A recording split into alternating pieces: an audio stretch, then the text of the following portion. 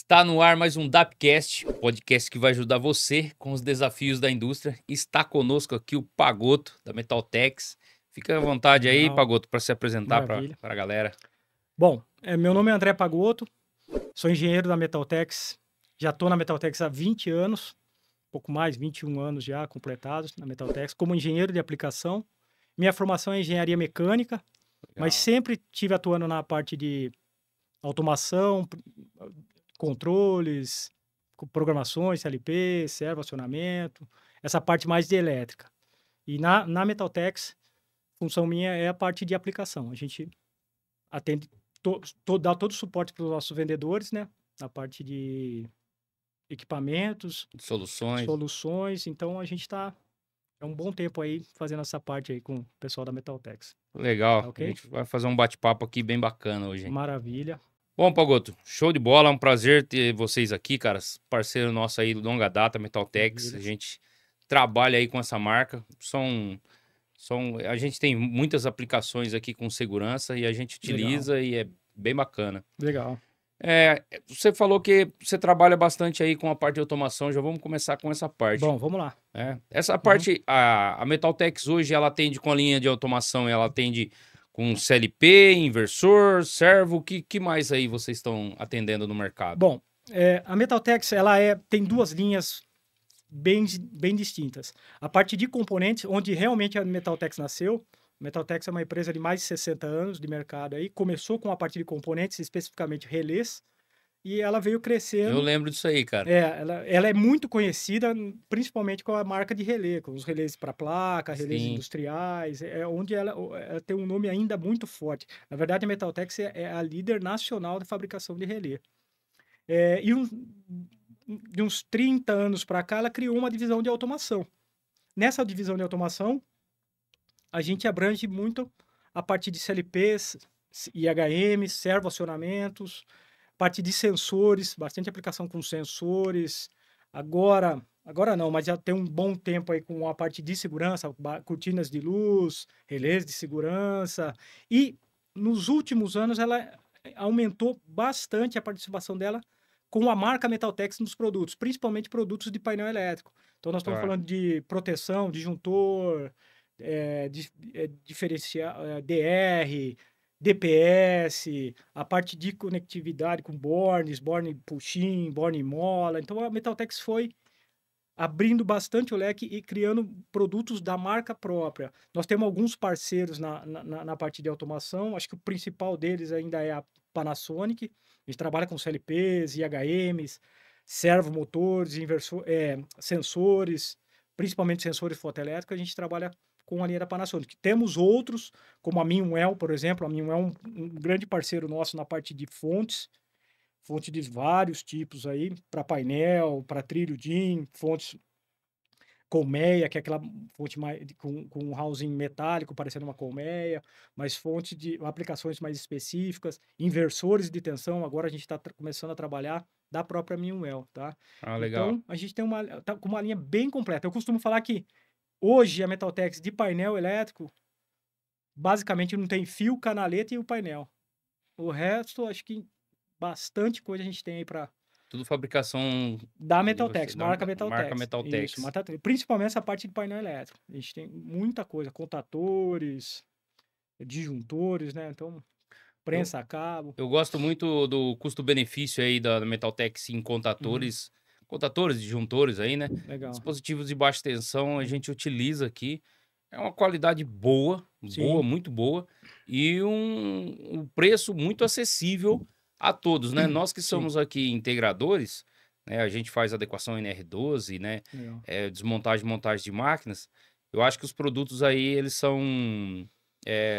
dá um custo-benefício legal para o cliente final. Sim. Né? Sim. Você consegue fazer uma integração, né?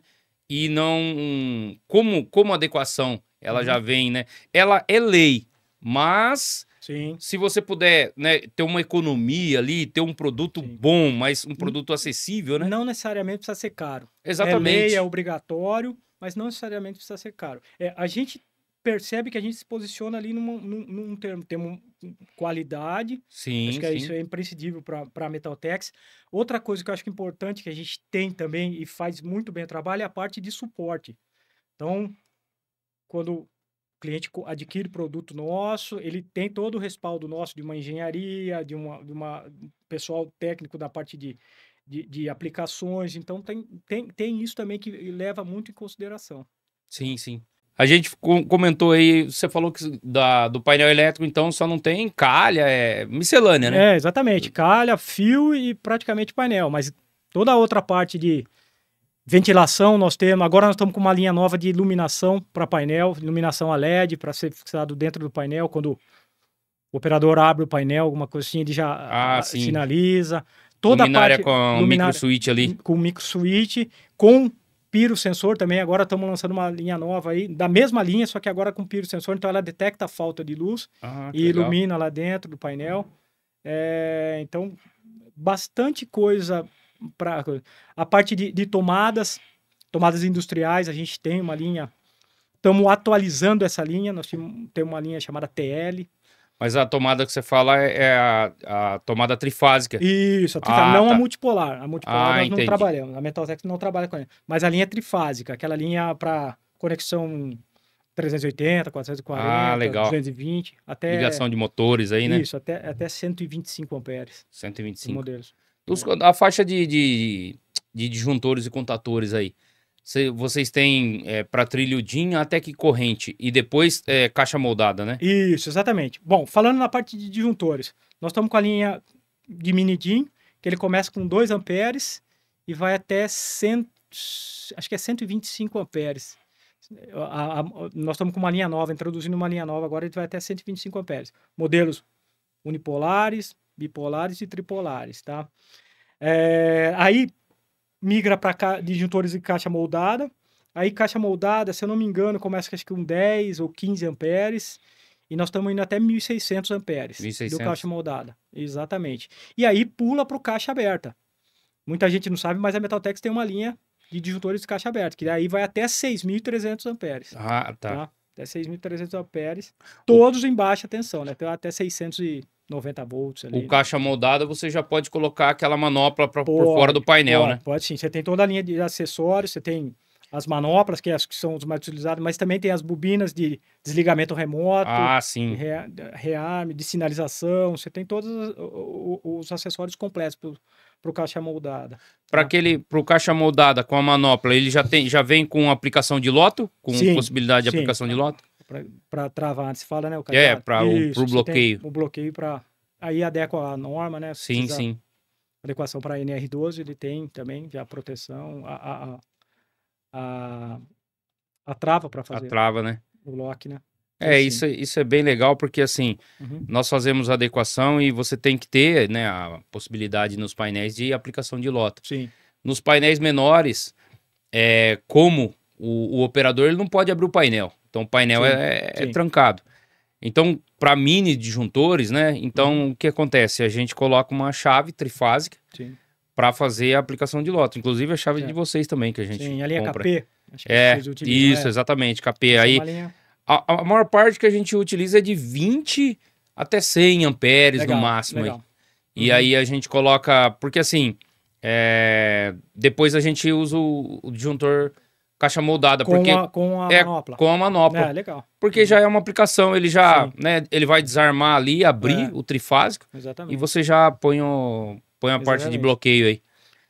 Bastante gente faz esse tipo de aplicação, né? Quando você começa a subir a corrente, a faixa de corrente, aí o disjuntor é a melhor opção com o prolongador. Você fecha o painel, tem o prolongador lá com a trava, se precisar, com o lock, né? Sim. E esse é acessório, né? Comprado à parte, né? Sim, acessórios. Você tem desde terminais, as bobinas para acessório, né? De desligamento remoto, como também os prolongadores com as manoplas também. E esses contatores, esses maiores, eles têm algum tipo de manutenção ou não? Por exemplo, ferrou um contator aí de, sei lá, 200 amperes. Sim. Eu tenho peça para repor a parte de contato, a parte de bobina? Tem, principalmente a parte de bobinas. Hoje nós temos eu acho que ele vai até 200 ou 250 amperes as bobinas que nós estamos produzindo em casa. Inclusive, tem cliente que, por exemplo, pede uma tensão fora do padrão, 42 volts, por exemplo. Tem cliente que pede para a gente, tem Aí você aplicações, só troca a nós bobina. conseguimos fazer essas bobinas internamente. Então, tem alguns modelos, mas dá para fazer sim. E toda a parte de intertravamento, a parte da bobina, principalmente, você tem várias peças para De reposição. manutenção. Que legal. Principalmente bobina, né? Que acho que é Sim. o que mais dá manutenção, né? É. Então, a gente tem produzido as bobinas aí. Legal. Uma eventual manutenção. Manutenção. Né? Pessoal, só para vocês entenderem, os disjuntores aí, acima de 100 amperes, que a gente tá falando de caixa moldada, eles são parrudos, como a gente fala aí, e são caros também. Então, é aquele tipo de dispositivo que às vezes compensa você fazer uma manutenção, tá? Inclusive disjuntores também, né? Disjuntores e contatores de alta corrente. De alta corrente. O valor agregado é muito alto, muito alto, então, né? Compensa uma manutenção. Compensa a manutenção, né? Exatamente. Já em dispositivos menores não compensa, porque eles são descartáveis aí, né? O custo é muito baixo, né? Muito então baixo, a manutenção não vale a pena daí, né? Só agora falando um pouco de caixa aberta, uma das primeiras aplicações que a gente teve foi num estádio de futebol, lá em Boa Vista. O estádio municipal lá. Boa Vista é Rondônia? Roraima. Lá em Boa Vista, o disjuntor de entrada lá era um disjuntor nosso, de 2.500 amperes. Baixa tensão, né? 690, até 690 volts, mas 2.500 amperes, um caixa aberta. Um caixa aberta. Depois entrava para distribuição, daí ia distribuindo nos caixas moldadas, depois baixando. Explica pra gente aí qual que é a diferença, porque tem galera que tá... não tá, né, assimilando caixa aberta e caixa moldada. O caixa aberta, geralmente, ele tem um range de corrente maior. Por exemplo, na Metaltex, ele começa com 1.200 amperes, perdão, ele começa com 800 amperes e vai até 6.300 amperes. Certo. Baixa tensão também. Nós estamos falando sempre em baixa tensão. E ele é caixa aberta porque ele é exposto os contatos? Não é exposto. Ele tem uma proteção, mas ele é removível. Ele é removível. Para poder fazer manutenção ou colocar um acessório, uma bobina, alguma coisa assim. Ele tem o travamento, a catraca, né? Para fazer ele atracar. Dá pressão na mola? Dá pressão na mola e atracar o disjuntor, né? E aí, a característica principal dele é essa corrente maior. Então, nós estamos falando aí 2.000, 3.000, até 6.300 amperes. E são disjuntores grandes. Nós estamos falando de disjuntor aí de quase 1 metro de largura aí. E aí, o caixa moldada está um range um pouco mais abaixo. Na linha nossa, começa aí com, acho que 10, 15 amperes e vai até 1.600 amperes. Então, e ele não tem ele não é sacável, ele não é removível para poder fazer manutenção, né? Tem algumas partes que você abre, mas ele não, aí você teria que desparafusar ele todo. Tá? Entendi. Então você tem várias linhas aí de disjuntores e os mini disjuntores, né? Esses são os mais comuns aí. E pessoal, para quem tá aí no nosso Dapcast aí e não se inscreveu, aproveita o momento, já vai lá, se inscreve no canal, porque tem muitos profissionais vindo aqui, profissionais aí, engenheiros de aplicação, conhece muito do assunto e vem aqui, propagar conteúdo com vocês, de bom grado. Então, já vai lá, faça a sua inscrição, ative o sininho de notificações e já deixe seu like aí. A gente agradece.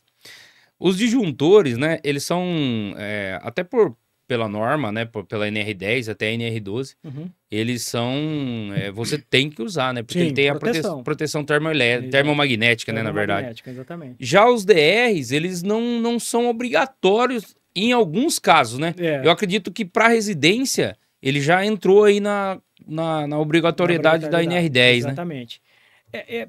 O residual, disjuntor residual, ele surgiu mais para uso residencial, por conta de aplicações ou situações que na residência a proteção seria muito mais importante. Mas você tem visto já tem visto indústria, principalmente automação predial, utilizando bastante o DR. Legal. Automações em escalas maiores, já incorporando o DR em aplicações. E para mim determinar, por exemplo, qual DR eu vou utilizar, eu tenho que... É pela corrente de fuga, né? Corrente de fuga. Você basicamente tem dois níveis de corrente de fuga, 30 mA ou 300 mA. Aí você precisa definir, obviamente que tem a quantidade de contatos e a capacidade desse disjuntor, mas a corrente de fuga que o tamanho do meu circuito também? Também aí, a quantidade de cargas que você tem lá nele. Cargas, isso é importante estar definindo lá. Porque é ali que é a sensibilidade. Ele vai estar monitorando a fuga para a terra e é ali que está a sensibilidade dele lá. E uma coisa que o DR, ele pega muito, às vezes o eletricista vai lá e tira o DR, e na verdade não é para tirar, né? É para descobrir o que está acontecendo. O que está acontecendo. Se ele está atuando é porque tem alguma questão aí com Exatamente. terra, Umidade também, né? Influencia muito, né? Sim.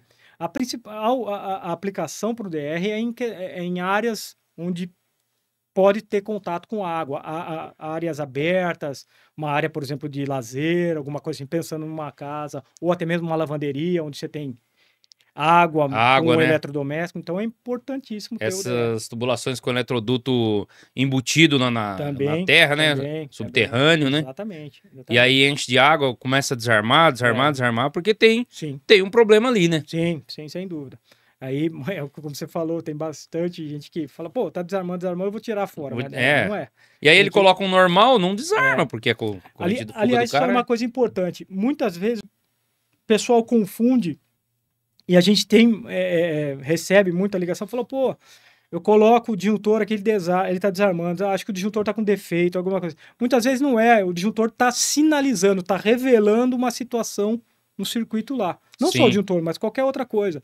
Ele tá mostrando para quem tá mexendo ali, falou, ó, tem alguma coisa errada aqui, tem alguma coisa errada. Então ele é basicamente... Essa é a função dele, né? Revelar, é proteção, mas muitas vezes ele tá revelando, falou, ó, tô desarmando.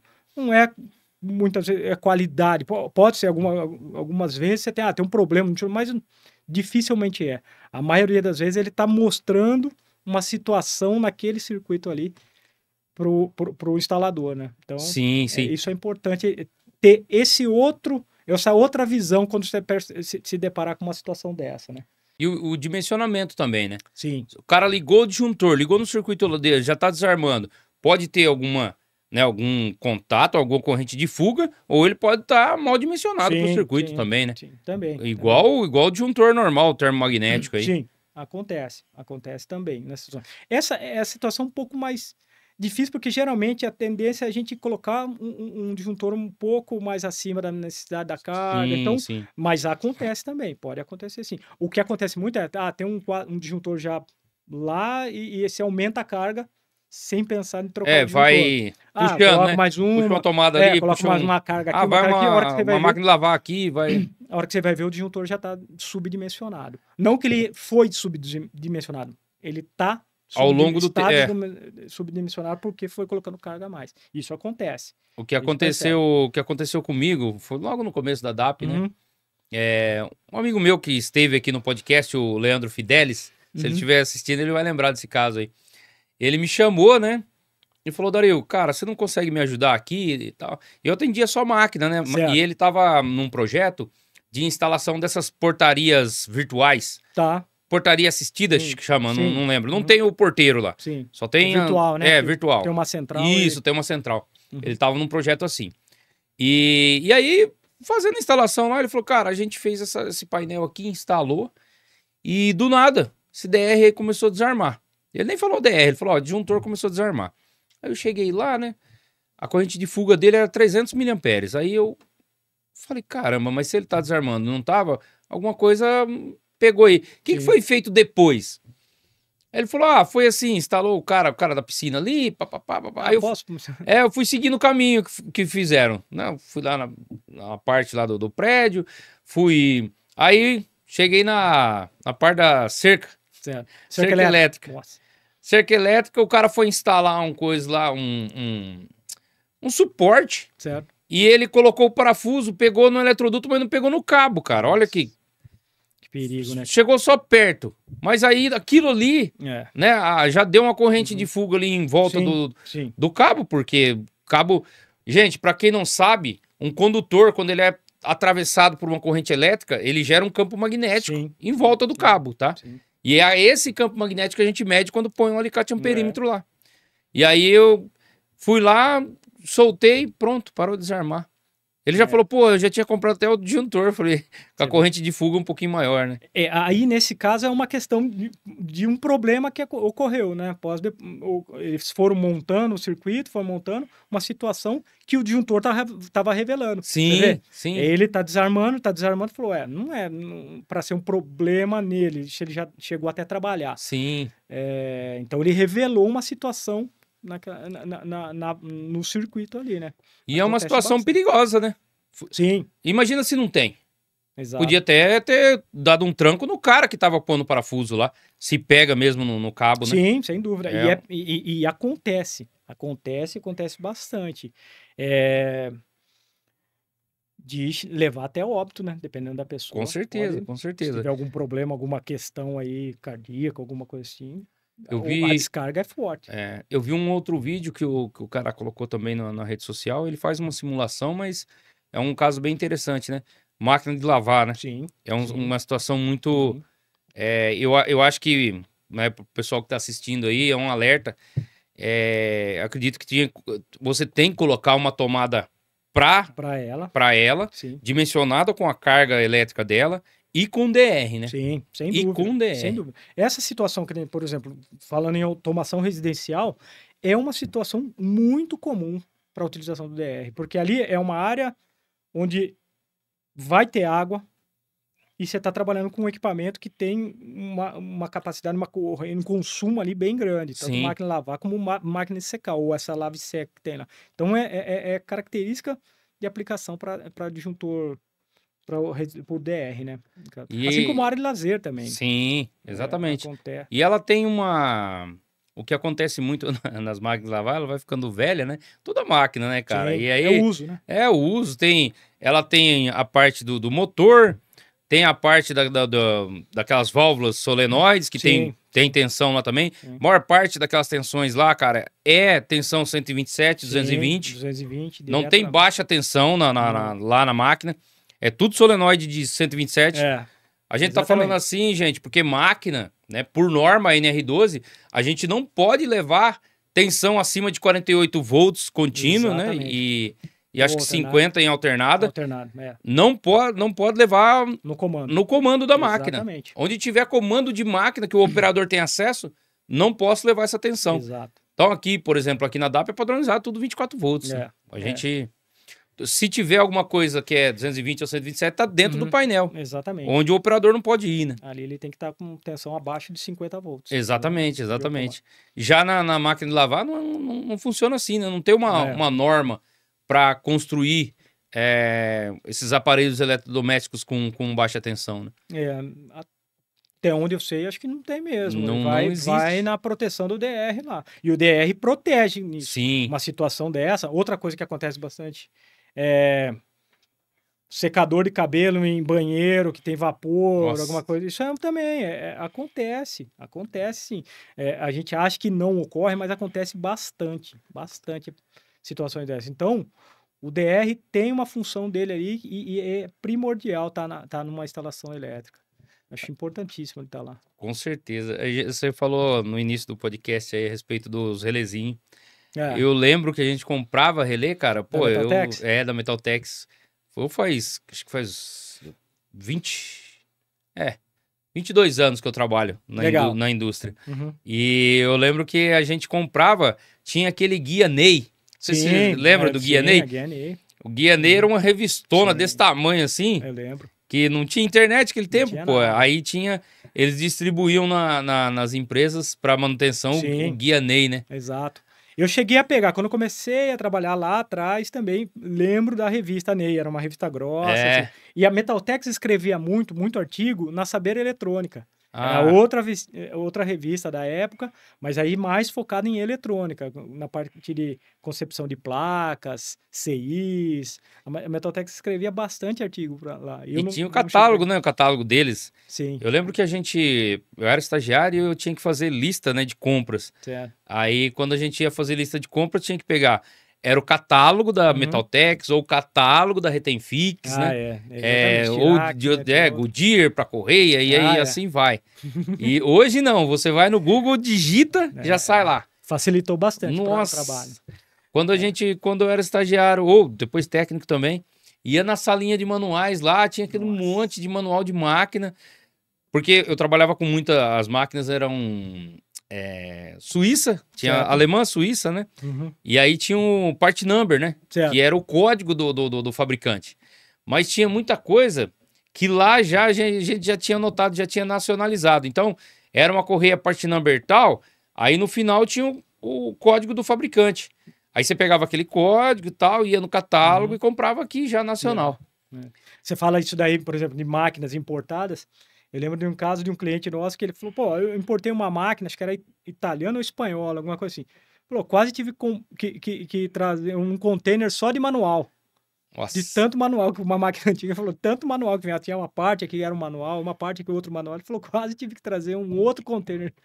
Cara, hoje em dia não tem mais nada, é tudo digitalizado. Tudo digitalizado, né? Lá no escritório mesmo eu tenho vários manuais, tanto de fornecedores nossos, como de concorrentes. Hoje em dia não utiliza para mais nada. Não usa, né? Facilitou bastante o uso da internet, né? Muito mais você rápido, vai lá, acha o código muito rápido, né? Sim, sim. E é do dia a dia nosso. Sempre tem cliente nosso ligando, fala, pô, eu tenho um sensor fotoelétrico assim, assim, assado, o modelo é tal, do fabricante tal, vocês têm alguma coisa? A gente sempre procura, fala, ó, temos, ou se tem alguma coisa muito próxima, fala, ó, pontua as diferenças, mas é do dia a dia nosso aí também, essa pesquisa também de produtos nossos e principalmente de concorrentes, né? Você vai sabendo o que é, quem que é. Tem que fazer similaridade, né?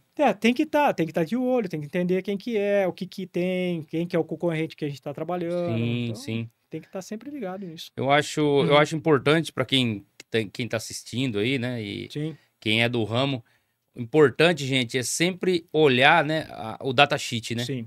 As características técnicas, a folha de dados ali, o datasheet. Consulta daquele, porque se você tiver que fazer uma adaptação, alguma coisa, né? Uma coisa rápida para quem é de manutenção. Às vezes tem alguma coisa no estoque e o cara tem que fazer ali, né?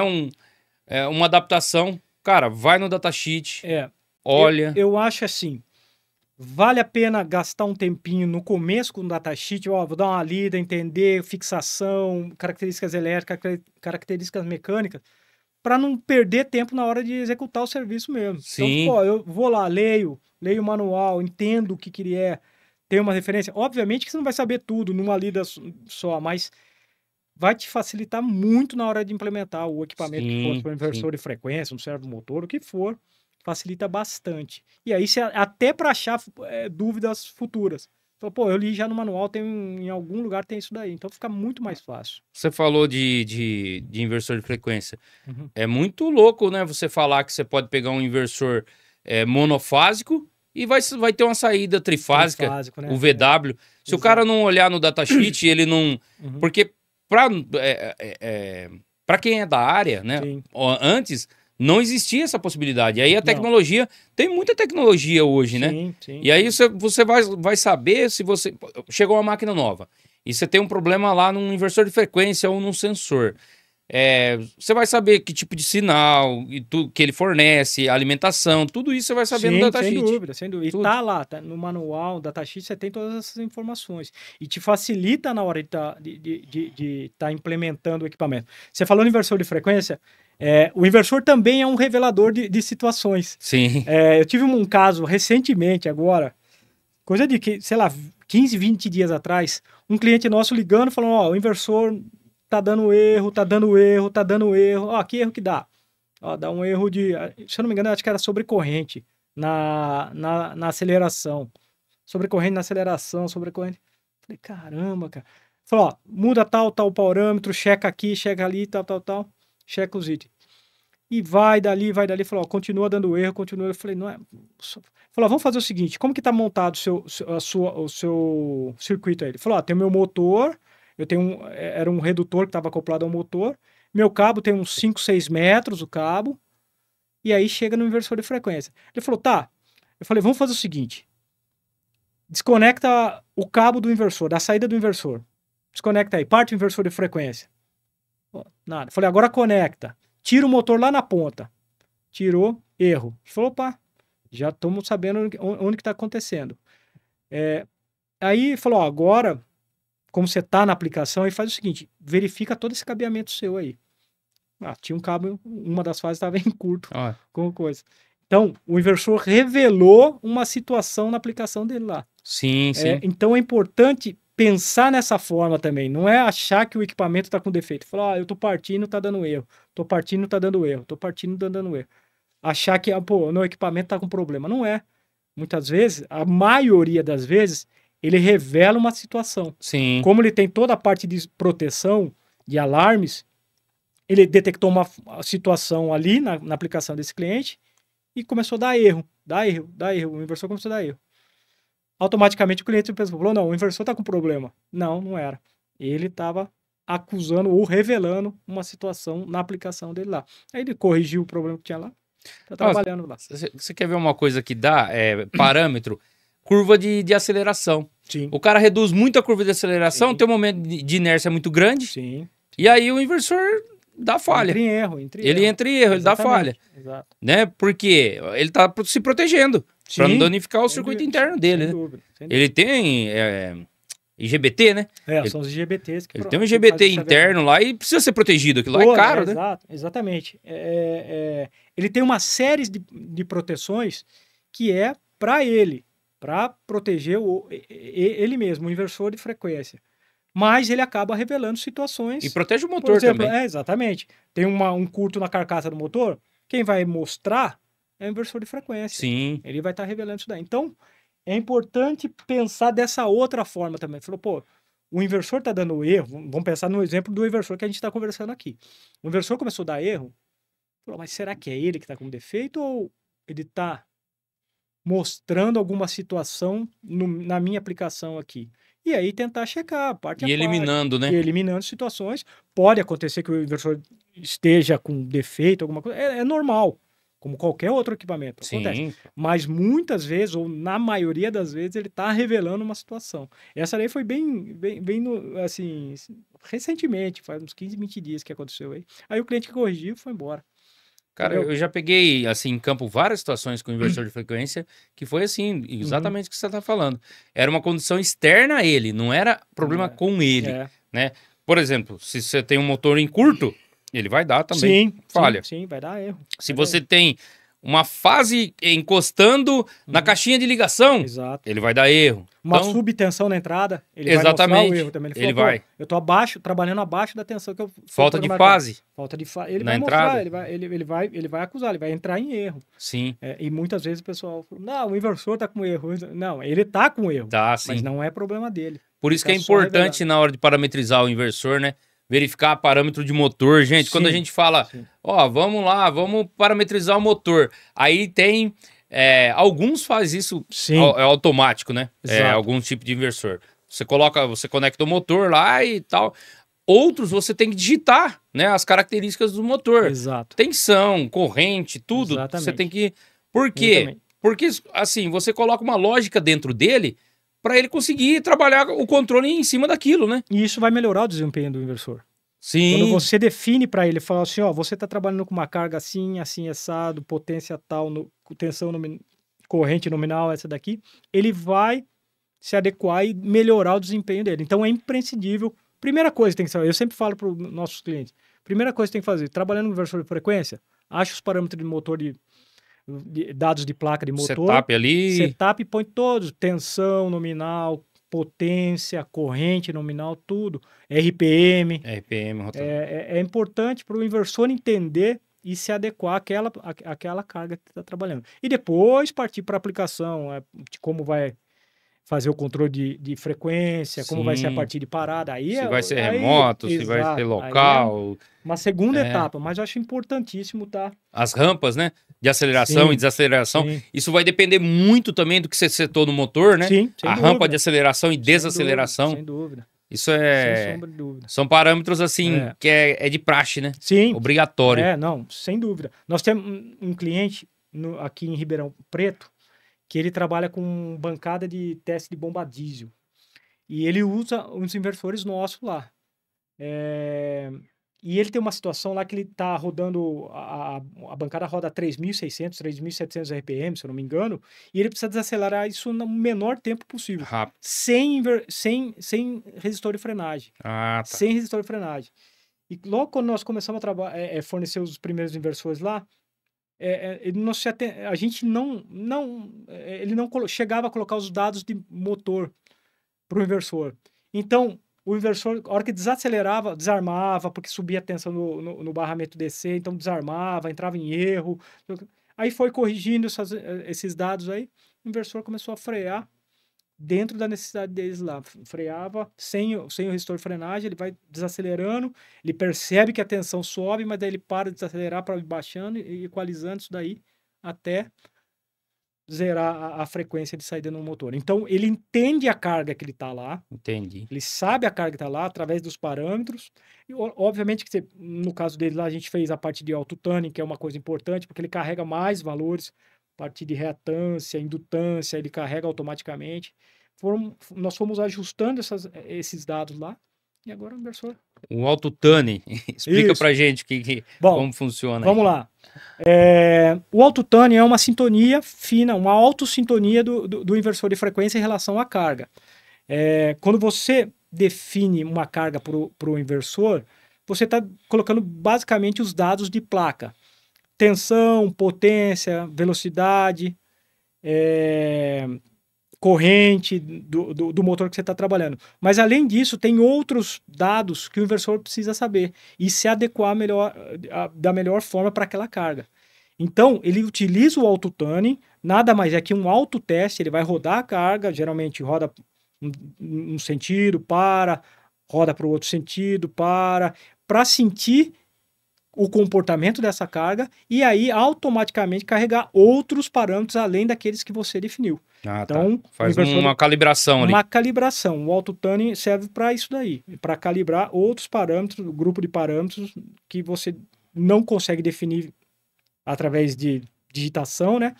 Mas ele, através do cálculo dele, do cálculo matemático do próprio inversor, ele carrega esses dados da melhor forma possível, melhorando o desempenho do inversor. Então, Entendi. o auto-tuning, dependendo, nem sempre todas as aplicações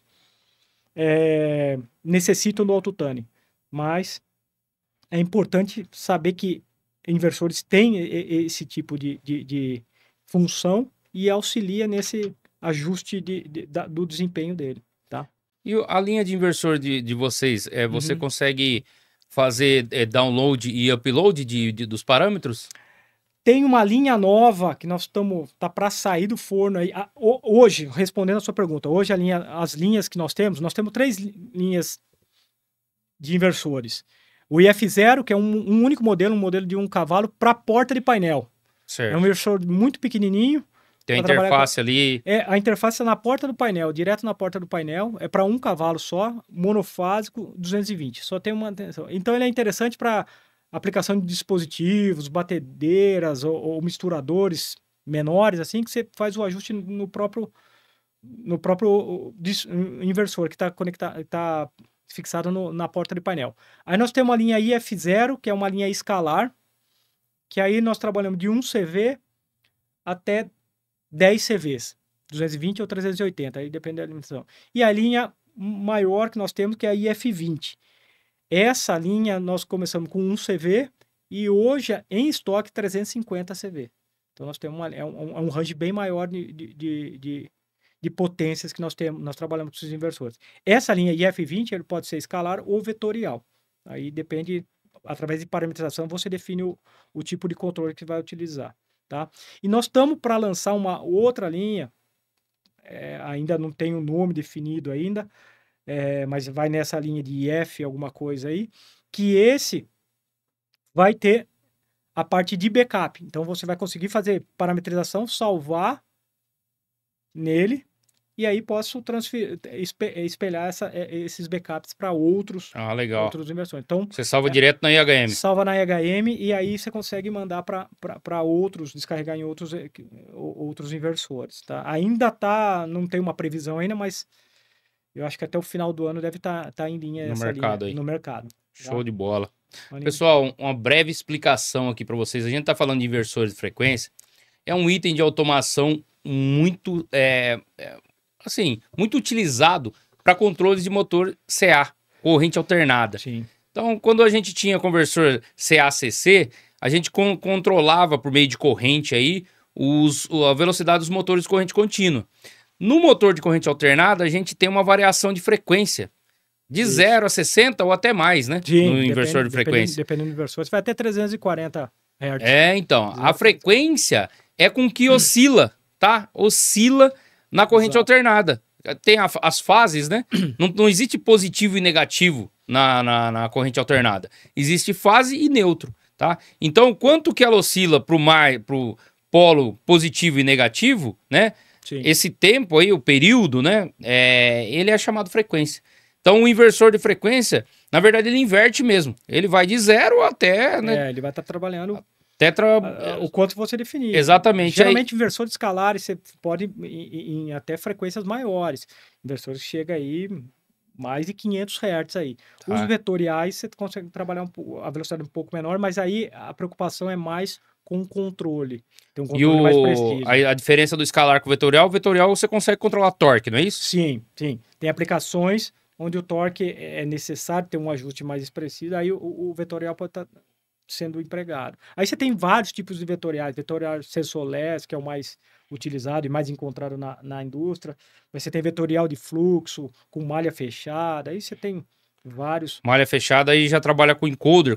Isso, com uma placa e realimentação. Retroalimentação. Aí você pode fazer, por exemplo, posicionamento com inversor de frequência ou com um controle mais específico de velocidade. Sem muita variação. Então, a realimentação serve para manter estabilizada. Então, aí depende da aplicação. Pessoal, inclusive a gente vai entrar sobre esse assunto na terça técnica aqui no canal, hein? Vamos falar, estamos na sequência de sensores, depois a gente vai falar sobre controle malha fechada aí com inversor, com servo. Legal. É bem legal aí. Então já se inscreve aí, ó. Tem muito conteúdo aqui. Isso aí. A parte de servo drives, vocês têm também? Sim, sim. Hoje nós trabalhamos com a Panasonic, exclusivamente com a Panasonic, na parte de servomotores. Dentro da linha da Panasonic, a gente tem duas linhas distintas. Uma que é uma linha econômica, que a gente chamada de LEAK, que é uma linha que vai de 200 watts a 1 kW, somente controle de pulso e direção. Ou seja, eu dependo de um controlador externo para gerar trem de pulso para o servo rodar. Tá? Então, ele trabalha com pulso e direção. E a outra linha da Panasonic, chamada A6, Minas A6, que daí você tem em estoque na linha, no nosso estoque é 200 watts até acho que 5 kW nós temos em estoque, mas ela vai até 15 kW. É uma linha um pouco maior aí de coisa. E aí controle via pulso de direção, que é o controle tradicional aí, ou analógica, ou rede, pode trabalhar em rede. Pode trabalhar qual rede que é? Tem uma rede, tem Ethercat, trabalha em Ethercat, ou numa rede específica da Panasonic chamada RTX, que é uma rede de alta velocidade, alta performance também. Via cabo, fibra? Via cabo de rede, né? Então você tem essas opções, são variações dele aí. Controle analógico, né? Tem bastante aplicações com controle de 0 a 10, ou menos 10, mais 10, que eu trabalho a velocidade ou posicionamento do servomotor, mas é uma linha bem interessante aí, de servomotor. Legal. A parte de software para parametrizar o drive é gratuito? Gratuito, está disponível no nosso site lá. Aliás, a grande maioria todos os softwares que nós trabalhamos, nós, Metaltech, trabalhamos, estão disponíveis lá no nosso site. Então, software de programação de CLP, software de programação de parametrização de servomotores estão lá, IHMs, a linha nossa de IHMs, nós temos modelos que nós trabalhamos com Panasonic, modelos da própria Metaltech. Então, vocês encontram o software lá. Está disponível na parte de downloads nosso lá. Legal, legal. CLP também tem software lá e tá em Ladder, a programação em Ladder, Graph 7. Graph 7. Você tem a opção da versão que a gente chama de Pro, que ela é baseada na IEC, né? 6131, que é uma padronização de programação, você tem ele disponível lá, e tem uma versão mais simples chamada FPWin GR7, que é para quem está começando, assim, quer aprender a mexer com Panasonic ou programação mesmo do CLP. Acho que eu indico partir nesse primeiro momento no GR7, que ele é mais simples que o Pro. O Pro tem muito mais recurso, mas os dois são ótimas ferramentas para programação. E o CLP da Panasonic, eu nunca trabalhei assim com Panasonic, né? Trabalhei com, acredito, com inversor de frequência, se eu não me engano. Certo. E barreira também. A gente já instalou cortina de luz da Panasonic, é muito boa. Inclusive, a gente instalou no grupo Dex, que era Duratex. Sim. E é muito boa a barreira deles. Você tem ele modular também, o CLP? Sim. Você tem várias famílias do CLP da Panasonic. Você tem o menor deles, é chamado de FP0R. A grande característica dos CLPs da Panasonic é o tamanho. O FP0R, por exemplo, uma CPU de 32 I/Os, 16 entradas, 16 saídas, ela é do tamanho de um maço de cigarro. Não é maior que isso daí. Então ele é bem pequeno. Cara, eu já programei CLP da Panasonic, sim. É um CLP com carcaça verde. E a entradinha dele é um pininho de 5 pinos, assim, de programação? Agora não tem mais. É uma mini DIN de 5 vias, exatamente. Ele ainda mantém, o FP0R é o único que mantém a entrada mini DIN para programação. Mas já tem a porta USB acoplada nele, na família nova. Então, mas é um CLP muito pequeno e ele é expansível. O FP0R ele aceita 3 expansões, mas aí você vai migrando de família. Você tem o FP0H, que é uma família nova, que aí você já está voltado mais para parte de rede. Então ele pode comunicar em Ethernet IP, Modbus TCP, então já tem Ethernet nele, embutido no CLP, uma linha, um range um pouco maior de I/Os, né? CLP com, acho que vai até 380 ou 400 pontos de I/O, tá? E aí, o FP-XH, que é uma linha, aquele CLP para fixação em trilho DIN, que já você chega com a fiação direto nele. Esses outros que eu estou falando, você tem conectores de 40 vias ou de 10 vias. Então, você precisa fazer um flat cable, alguma coisa assim para conexão nele. O FP-XH, a característica dele é essa de conexão direto no I/O. No I/O, exatamente. Sim. Você tem a borneira nele, você chega com o I/O lá. E além dele, você tem o FP7, que é uma linha para processo. Aí nós estamos falando no CLP até 8.000 pontos de I/O, até mais isso daí. Então, já vê que é um CLP voltado para processo. Esse que é o flat cable, vocês têm aqueles, os conectores que você conecta o flat cable e joga para é como se fosse uma expansão em bornes, assim? Sim. Uma das primeiras coisas que a gente desenvolveu foram essas borneiras. Nós temos os flat cables começando aí com, acho que, se eu não me engano, 100 milímetros, vai até 1 metro, 2 metros, dependendo da necessidade. O flat já pronto e as borneiras para facilitar justamente a montagem. Isso é muito... Você ganha muito tempo na hora de estar montando, porque o flat está pronto, você conecta no CLP, passa pela canaleta, chega na borneira. Aí você tem borneira só de entrada, que é só borne. Você tem borneira para saída com relé já montado, relé eletromecânico ou relé de estado sólido, daí você vai montando de acordo com a sua necessidade. Exatamente. Então você vai montando do jeito que você precisar. Eu já vi, eu vi da Mitsubishi, uma linha antiga, que ele tinha o flat, aí depois ele saía e ia para essas borneiras. Os Panasonic, quando você está trabalhando com FP0R, FP0H, que são os menores, que tem esses conectores, a gente sempre orienta ou indica o cliente está trabalhando, porque vai facilitar na montagem. Sim. Em vez de estar fazendo fio a fio, crimpando fio a fio, você já faz lá, tem o flat do tamanho que você precisa, a gente fornece vários tamanhos de flat cable já montado, com os conectores certos na ponta. O cliente vai chegar lá, conectar no CLP e conectar na borneira. Eu, pessoalmente, acredito que o flat, cara, quanto menor, melhor, viu? Porque, assim, a tendência dele dar problema, né? Se você colocar o CLP aqui e a régua de borne do lado, cara, o melhor dos mundos. Mas o que eu percebo é que tem cliente que assim falou, pô, eu tô meio com medo de colocar, sei lá, 30 centímetros, 300 milímetros de cabo. Ah, vou colocar 1 metro, eu dobro. Mas aí... E aí acontece. Não, tem bastante gente que faz isso, mas aí é um perigo. Joga dentro da calha junto com os outros cabos pesados. Exato, e aí, você dobrar o cabo, você está suscetível a uma quebra, alguma coisa assim. Com certeza. Mas você sempre vê isso. E o tempo, né, cara? O painel esquenta, esfria. Também. Aí depois o cara vai fazer uma manutenção.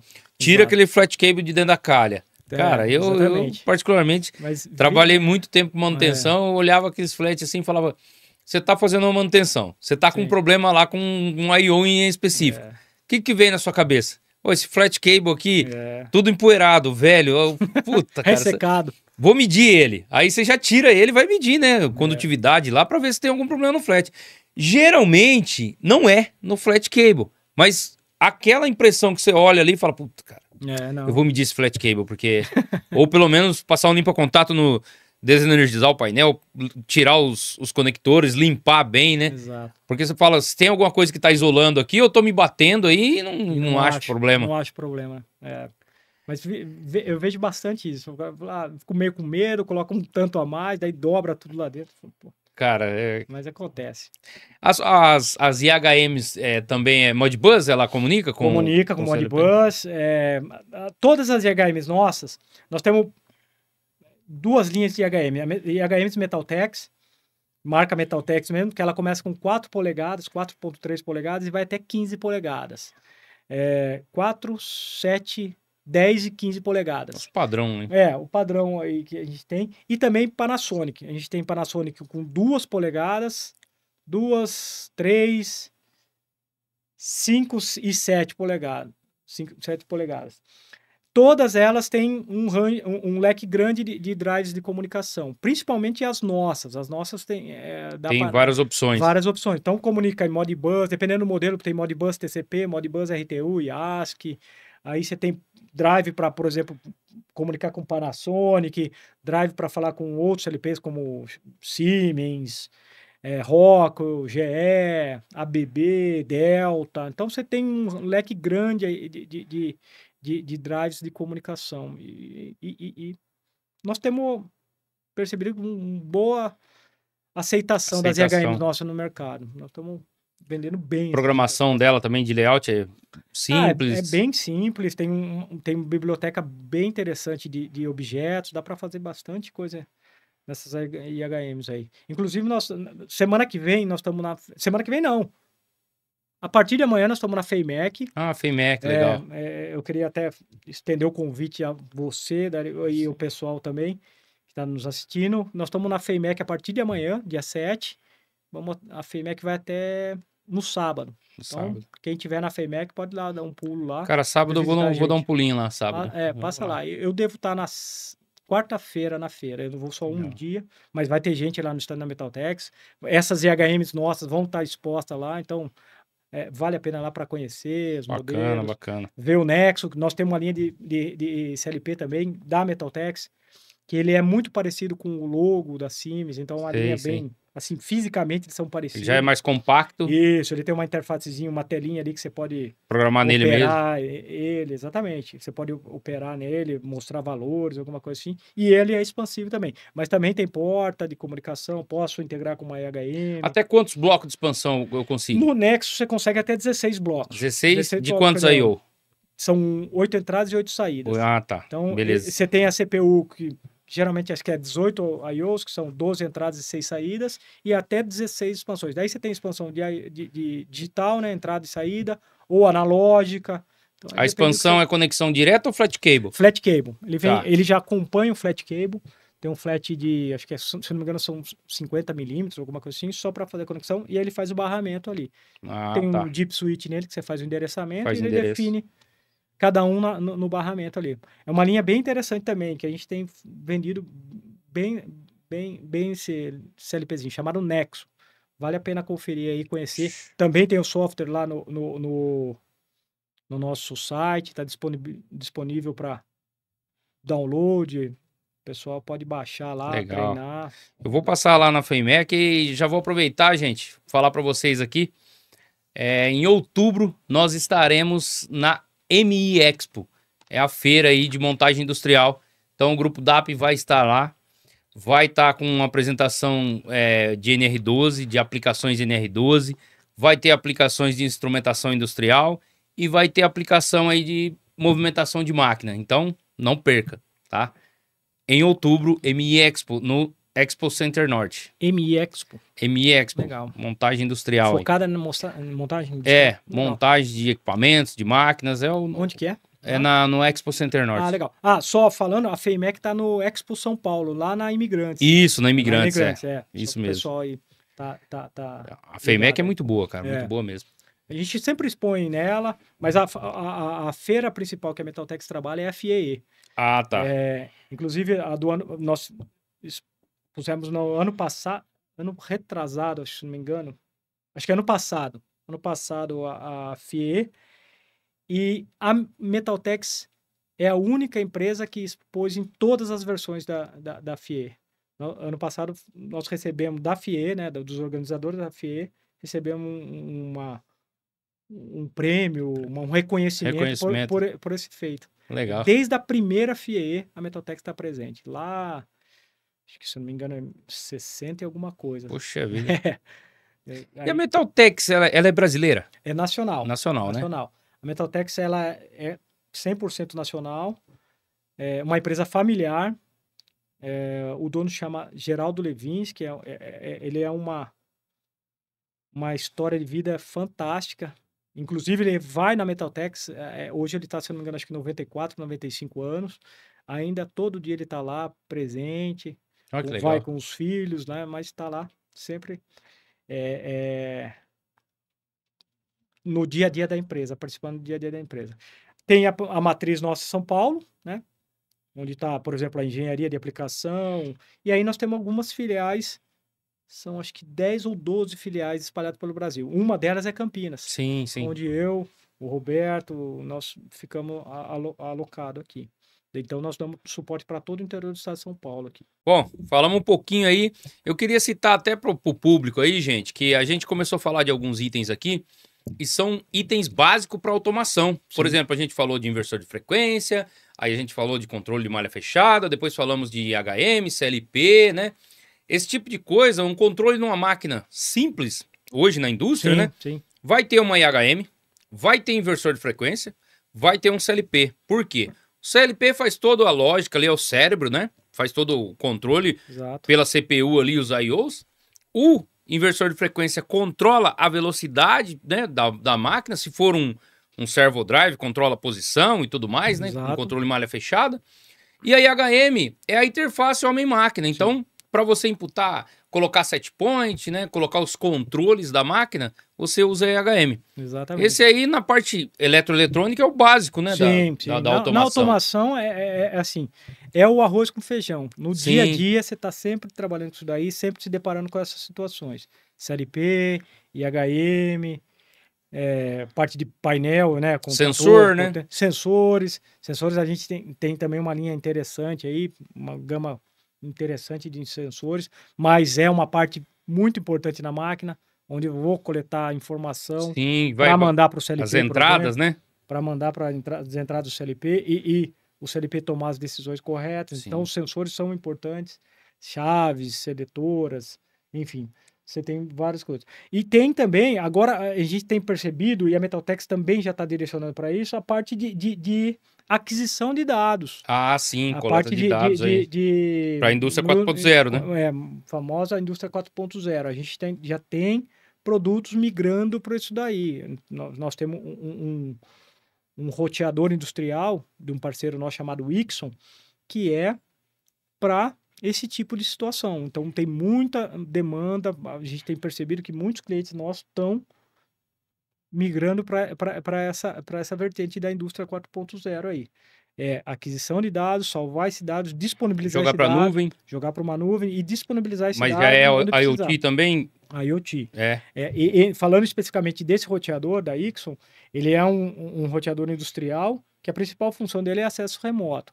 Então, por exemplo, fabricantes de máquinas que precisam que despacham máquinas aí para o Brasil ou até mesmo para o mundo, ele pode colocar um dispositivo desse e acessar remotamente a máquina.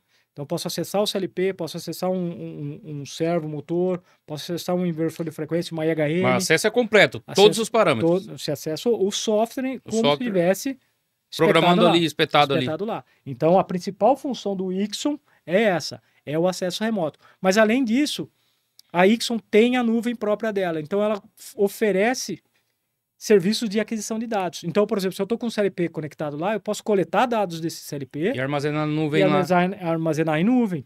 E posso salvar isso aí por um longo período. Se não me engano, até 7 anos eu posso estar salvo esses dados lá em nuvem. E isso é um pacote que compra? Sim, você tem o hardware e aí você vai agregando serviços do jeito que você precisa. O hardware te dá direito ao acesso remoto, que é a principal função do Ixon. Então, ele te permite, através de uma conexão segura, uma conexão que a gente chama de VPN, acessar remotamente os equipamentos que estão conectados nele lá.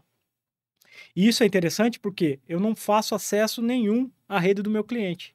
Sim. Eu acesso aquele ponto no Ixon e do Ixon, como eu estou fazendo uma conexão VPN, eu não tenho como acessar fora daqueles equipamentos que estão conectados nele. Então, tem bastante... Eu tenho que ter um ponto de internet lá. Não necessariamente. Depende da conexão que você vai fazer. Se você for... O Ixon, no caso, ele tem conexões via cabo, conexão via cabo de rede, ou Wi-Fi, você utiliza o Wi-Fi, ou 4G. Nós temos percebido que muito cliente nosso está utilizando a 4G. Por quê?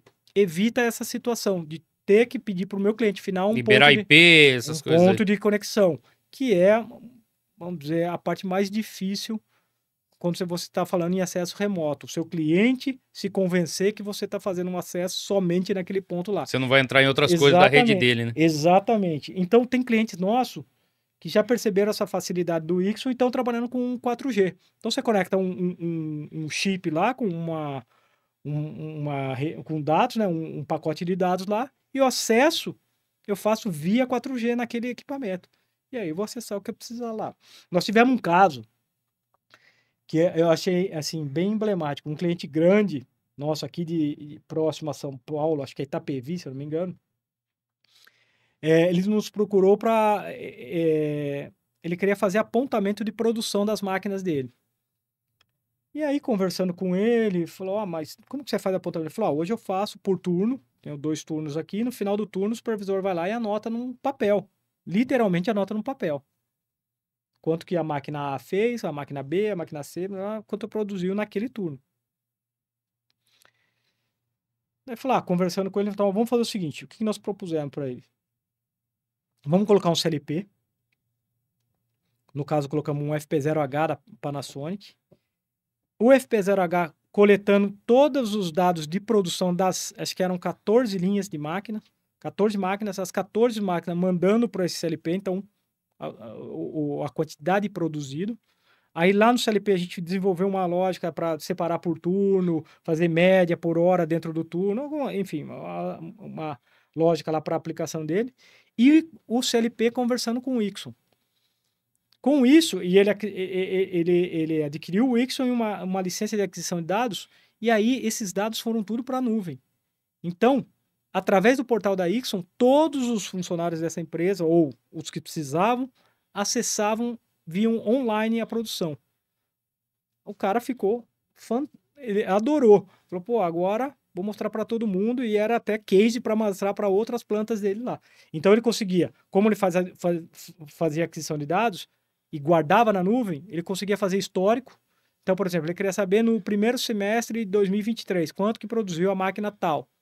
Estava lá, puxava, ele gera um arquivo para Excel, um CSV, em arquivo, ele baixa, põe no Excel lá, faz trabalho do jeito que precisar, ou se não, ele quer só visualizar no coisa, tá lá no portal, tá dizendo, eliminou toda essa parte de papel.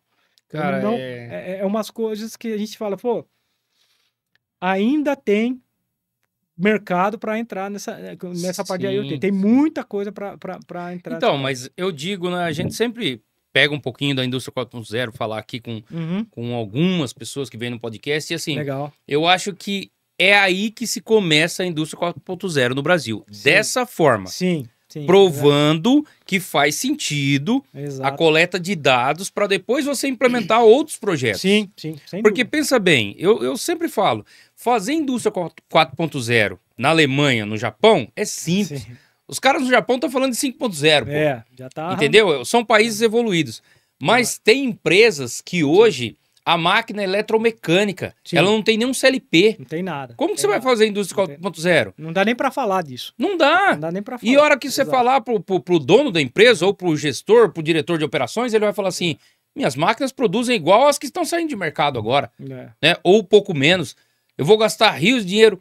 Aí a gente tem que entrar com esse discurso. Coletar dados para trabalhar estratégias futuras. Sim, porque a indústria 4.0 começa assim, coleta de dados. Isso. Você não faz nada sem... Você coleta, depois você processa ele, que ele já está armazenado na nuvem, e depois você implementa estratégias, né? Igual a Natura fez, né? Começou um trabalho lá atrás de coleta de dados. Hoje eles já estão em implementação de braço robótico, robô colaborativo, dentre outras, né? Eles têm realidade aumentada, mas isso é assim, já está num processo avançado da indústria 4.0. Um pouco mais à frente. Mais à frente. Mas o início é a coleta de dados. E tem muito mercado para ganhar nesse aspecto. Você vê que são situações relativamente simples, não é? E não foi um investimento, falando, nossa, foi um investimento muito alto que eles fizeram. Compensa o custo-benefício, né? Compensa, sem dúvida. Por quê? É justamente o que você estava falando.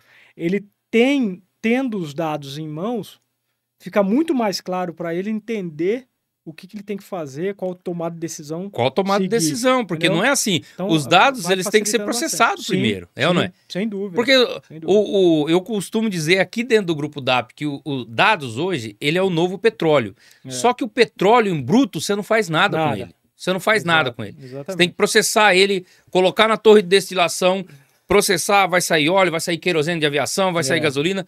Aí sim, você vai ter um valor comercial, ou não é? Exatamente. E os dados são assim, cara. Você tem que processar esses dados e ver o que você vai utilizar em cada lugar. Saber processar, né? Exatamente. Acho que o grande segredo ali é saber coletar, mas saber lidar com esses dados.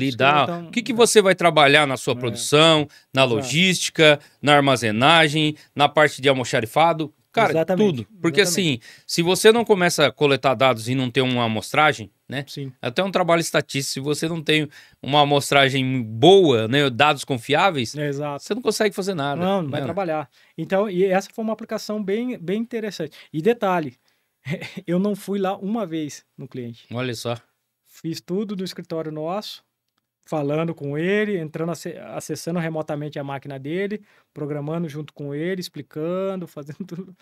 Não fui uma vez no cliente. Olha aí, que legal. Foi direto já nosso para lá. Já então, é evolução também, né, da tecnologia. Permite. Porque você tem, assim, essa liberdade regional, vamos dizer assim, de implementar esse tipo de projeto, né? Não, sem dúvida. E o que muita gente pensa, fala, você está partindo para... No caso, nós estamos falando de indústria 4.0. É o que você falou, vou gastar um caminhão de dinheiro para fazer isso aí. Não, muitas vezes não. Um primeiro passo, passo mais simples, mas já te abre um leque de possibilidades para você mais começar simples a E você não precisa gastar esse caminhão de dinheiro num primeiro momento, mas você pode fazer passo a passo.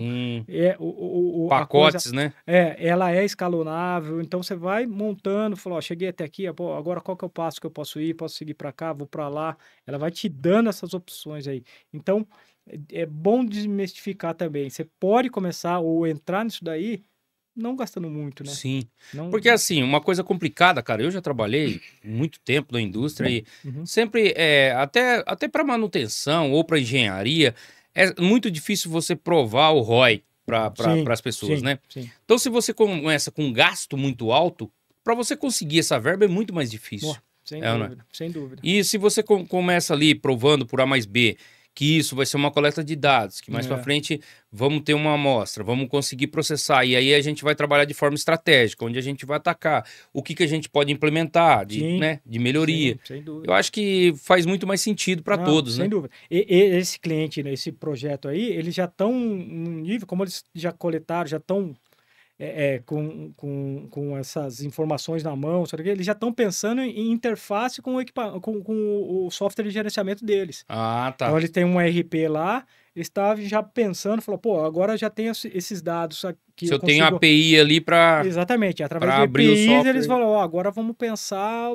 Eles estavam até estudando se iam partir para o lado de Power BI, que é da Microsoft, ou integrar diretamente no ERP deles, mas eles já estão nesse estágio aí. Então, tirar da nuvem da Ixon, que ela permite isso daí, você fazer aquisição, deixar lá, mas também, através de API, interfacear isso daí e mandar para... E aí vai abrindo o leque para eles. Horizonte aí. Vai longe. E outra, né? Os gestores, a parte, né, de controle ali, de produção e tudo mais. Sem dúvida. Eles começam a ter mais ideias e ver aonde que tá pegando, né? Sim, sem dúvida. O que eu posso melhorar, aonde que... E aí o retorno vem, cara. Eu lembro nessa aplicação, a partir do momento que a gente foi caminhando e criando os dashboards para eles acessarem, verem, falou, ó, essa máquina aqui sua tá produzindo isso aqui, nesse turno ela produziu um tanto, assim, mostrando digitalmente para eles. Qual que é o turno que performa mais? Nossa, exatamente. E o histórico, né? Ele falou, vou ver com o turno 1 contra o turno 2, ver como que trabalha. Porque... Sazonalidade, que mês que a gente tem sazonalidade maior no ano, por exemplo. Exato. Uma pergunta que, né, todo mundo tem feeling, aquele sentimento. Mas dados aqui, ó, na mão, falar assim, ó, meu período sazonal é fevereiro e março, por exemplo. Exatamente. E aí no resto do ano... Exatamente. Exatamente. Eles foram tendo essa base aí para poder chegar nesses tipos de conclusão. Então, cara, é bem legal. Eu acho que a grande sacada da indústria 4.0 aqui no Brasil, para ser implementada aos poucos, né? Sim, vai ser nessa forma aí de coleta de dados e soluções cada vez mais simples, né? Sim. Que resolve o problema e com um ótimo custo-benefício. Sim, tem que ser. Para um primeiro passo, eu acho que tem que estar... esse custo-benefício tem que estar bem razoável, bem né? razoável, exatamente. Senão você não vai... Aí vai ficar só na teoria. Só no achismo. Vai ficar na teoria. Olhando os de fora fazendo. Exatamente. Muita gente comentando, eu fui lá na Alemanha e tal, eu fui lá... E aqui no Brasil vai ficar só no achismo. No achismo, ou cara. Na vontade. Exatamente. Exatamente. Mas tem produto aí para tá fazendo relativamente coisas simples que transformam... E isso eleva, né, a qualidade da produção brasileira, né, cara? Sim, sem dúvida. Porque você vai subindo aí o nível até chegar, né, aos outros países aí. O Brasil é um país emergente, né, cara? Tá no BRICS aí. Eu acho assim, tem tudo para iniciar, né, esse trabalho aí. Não, exatamente. Mas é ter produtos acessíveis, né? Comprovar o ROI, o retorno do investimento. E, cara, aprovar a verba aí, aprovar budget e mandar ver, né? Exatamente. A aplicação tem. Sim. Achar ela, ajustar o tamanho aí que precisa, porque a aplicação tem. Tem bastante. Bom, chegamos aí ao nosso final. Maravilha. Com um ótimo assunto aí de indústria 4.0. Maravilha. Um exemplo de aplicação aí, ó, da 4.0 aí, um início, né? Isso, exatamente. E aí, cara, tirar do papel, um projeto, colocar na prática e coletar dados aí, depois determinar os próximos passos. É isso aí, sem dúvida. Bom, Pagotto, agradeço muito aí. Maravilha. Sua participação aqui. Para vocês aí, as portas estão sempre abertas para Metaltex, parceiraço da gente aí. Legal. Pessoal, ó o nível de conhecimento aí dos nossos convidados que vêm aqui de bom grado propagar com vocês, tá? E peço então que vocês já vão lá, faça a sua inscrição. Se não está inscrito, já está perdendo tempo. Faça a sua inscrição aí, ative o sininho de notificações. Na terça nós temos a terça técnica. Quarta-feira é dia de DAPcast. E na quinta tem um case aí do Grupo DAP, tá? Então, fiquem todos ligados aí. Até a próxima. Maravilha. Tchau, tchau.